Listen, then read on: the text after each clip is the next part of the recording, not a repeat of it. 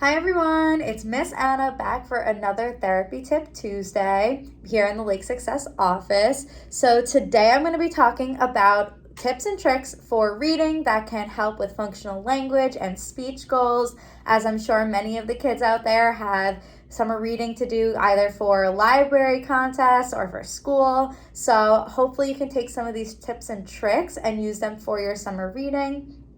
So first we're going to talk about this book. So this is just a good example of an interactive book, but any interactive book is great. For these ones, we can work on simple language. So for example, we can work on down and up, down and up. And of course, if this had a flip, we could work on open and close, open and close. This also has a lot of common vocabulary, so a lot of different animals that you can point out to children in day-to-day life, which is really, really good. These books that have more common and functional vocabulary are great for generalization. Out in the real world, you can point out things that you guys saw in the books and associate them to real-life objects, which is always a great way to kind of carry over what you guys read about. Also in this book, we have some prepositions you could work on. So just simple prepositions such as the butterfly is behind the branch, and then when we move it, the butterfly is over the branch. So we can work on simple prepositions as well. And again, now that it's summer, there's butterflies probably everywhere. So you can point out a butterfly to your little one and remind them that we saw these in the book. Or if you want to pull up a picture of one, I love pulling up pictures and showing them real life examples. So that's something you could also do with this book or pretty much any book kind of like this. Also a great kind of tool to have is, or tip that I have, is that you could just give your kid the book and let them flip through. See and observe them, how they hold the book, how they flip through the book. You can help them with that hand over hand on the appropriate way to hold the book and flip the pages of the book. You can also just observe them, and if they show interest in a specific type of vocabulary or a different object that they're not familiar with, you can teach them the vocabulary for those unfamiliar objects. So for example, if they're looking at the tractor, you can say, oh yeah, there's a tractor, or we could talk about the egg, or we could talk about the farm. So a lot of different opportunities in this book and a lot of other books like this for some learning experience. Just one more thing for this book too is you can expand on the kids' utterances. So if they're pointing at the tractor and they say tractor, you can say, yeah, the farmer drives the tractor. Or we can say the chick hatched from the egg. So kind of expanding on those utterances, 1 or 2 words, and adding maybe so that the phrase is 3 to 4 words is a really great tool for reading simple books like this with your kids.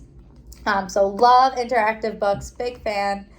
And then next we have a good book for talking about feelings and emotions. It's called The Story of My Feelings.